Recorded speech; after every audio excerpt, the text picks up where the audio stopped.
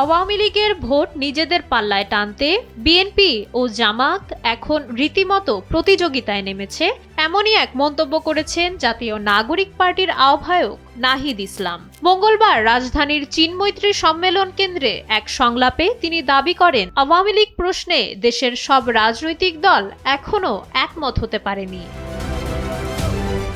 নাহিদ ইসলাম বলেন, ২৪-এর গণঅভ্যুত্থানের মূল লক্ষ্য শুধু একটি দলের পতন ছিল না, বরং পুরো রাষ্ট্র ও জীবন ব্যবস্থার পরিবর্তনই ছিল জনগণের মূল আকাঙ্ক্ষা।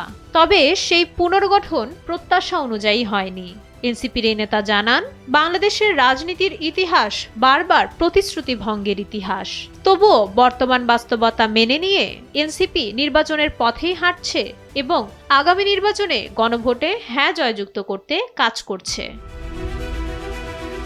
সংলাপে নাহিদ ইসলাম সরকারের স্বচ্ছতা নিশ্চিত করতে হিসাব দাও নামের একটি বিশেষ কর্মসূচির প্রস্তাব করেন। তিনি মনে করেন, দুর্নীতি বন্ধ করতে হলে সরকারের প্রতিটি তথ্য ও কাজের হিসাব জনগণের কাছে সরাসরি পৌঁছে দিতে হবে।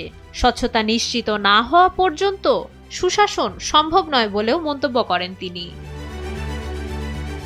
এদিকে আওয়ামী লীগের ভোট নেওয়ার অভিযোগটি সরাসরি প্রত্যাখ্যান করেছে বিএনপি ও জামায়াত। দল দুটির প্রতিনিধিদের দাবি, ফ্যাসিবাদী শক্তির সঙ্গে কোনো ধরনের আপোষ বা আঁতাতের প্রশ্নই ওঠে না।